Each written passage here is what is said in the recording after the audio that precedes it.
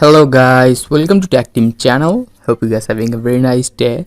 In this video I'm gonna show you how to fix automatic increase and decrease volume problem on Android phone. So first of all you need to just go to your phone settings. Now just scroll here and go to your additional settings.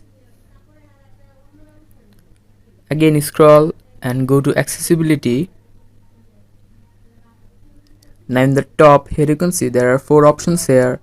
Just click on hearing, and after clicking it, click on mono audio, this option here, and after turning it on the problem will be solved. So guys, that's how you can do it. Hope you found this video helpful. If you found this video helpful, then give a thumbs up and don't forget to subscribe to Tech Team channel. Thank you so much for watching the video.